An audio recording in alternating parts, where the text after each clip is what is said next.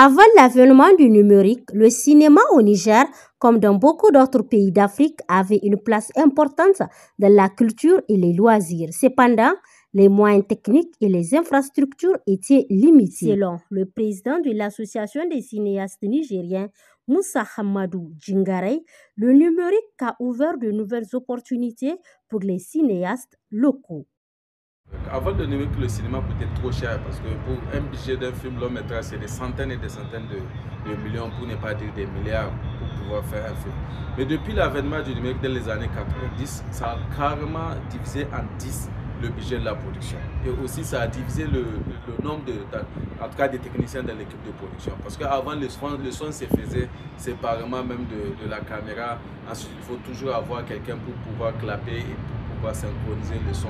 Et tout ça, c'est un budget. Donc, avec l'avènement du numérique, le matériel est devenu encore très moins cher. Et en plus du matériel, ça a carrément réduit le coût en tout cas de la gratification à donner pour les techniciens, parce que le nombre de techniciens sur le plateau a diminué. Et en deuxième point aussi, la qualité de l'image. Le numérique aujourd'hui n'est pas à comparer à ce qu'on a connu dans les années 70, c'est-à-dire les pellicules. Le numérique, avec le numérique, on a une image soit en 4K ou 8K qui est 4 fois et 8 fois de meilleure qualité que la qualité de 24 images par seconde du pellicule qu'on a l'habitude de connaître. Donc je peux dire que vraiment le numérique a révolutionné le cinéma. Pour Moussa Hamadou Djingarey, les principales difficultés que rencontrent les cinéastes face à la transition du numérique sont entre autres. En tout cas, avec l'évolution du numérique, en fait, c'est un problème de formation. Parce que les défis ont changé, le numérique est venu, il faut être formé sur d'abord les formats, les possibilités que le numérique vous offre. Ensuite, maintenant, les formats à utiliser et surtout le matériel de production. Parce qu'avant, c'était pour faire le montage, c'était une grosse machine en manuel. Maintenant, c'est un ordinateur qui le fait.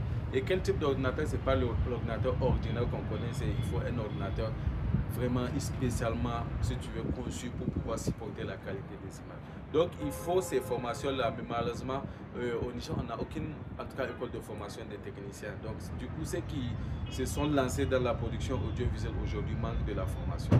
Ensuite, deuxièmement, le budget, il n'y a pas de financement, donc du coup, c'est des matériels qui coûtent un peu cher, mais pas tellement cher comme avant. Mais il faut toujours un budget pour avoir en tout cas le bon matériel pour pouvoir travailler. Donc vraiment le grand problème à nos jours, c'est un problème de formation et aussi un problème de budget. La refondation d'un pays passe aussi par des réformes économiques et culturelles. Le cinéma peut contribuer à la création d'un environnement favorable à l'industrie créative et au développement économique. Le cinéma sur la population, elle est illimité. Parce que je vous donne un exemple. Quand vous prenez des pays aujourd'hui, des puissances comme les États-Unis, quand on te parle des États-Unis, tu ne vois que le cinéma, le film américain. L'Inde, par exemple, aujourd'hui, on ne peut pas parler d'Inde sans parler de son cinéma. Les films hindous ont envoyé le monde entier. Et récemment aussi, le Nigeria, aujourd'hui, on ne peut même pas parler du Nigeria sans parler de son cinéma. Au fait, le cinéma fait connaître un pays. Le cinéma aide à éduquer une population.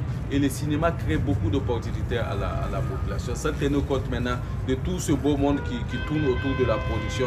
Et là, ça crée des actifs. Vous savez, il y a une chose qu'on doit essayer de comprendre. C'est vrai, on est en période d'insécurité, de conflit et de terrorisme. Mais la solution de tous ces problèmes-là n'est pas que militaire. La solution doit être une solution culturelle aussi, éducative. On doit créer les conditions pour que les producteurs, les réalisateurs puissent tourner des films éducatifs pour pouvoir sensibiliser la population. Surtout la population vulnérable, les jeunes, à ne pas rejoindre les groupes armés terroristes. Donc avec la sensibilisation, avec le cinéma, je pense que ça peut beaucoup aider à sensibiliser les gens et à les maintenir chez eux pour ne pas rejoindre les terroristes. Donc la solution que nous on voit par rapport à tout ce qu'on a comme problème en Afrique aujourd'hui, c'est vraiment une solution culturelle. Il faut investir dans le cinéma. Le cinéma est très éducatif. Le cinéma peut produire des images, porter des messages de sensibilisation pour que les jeunes puissent vraiment ne pas être vulnérables. Le cinéma joue un rôle primordial dans un contexte de refondation nationale du pays.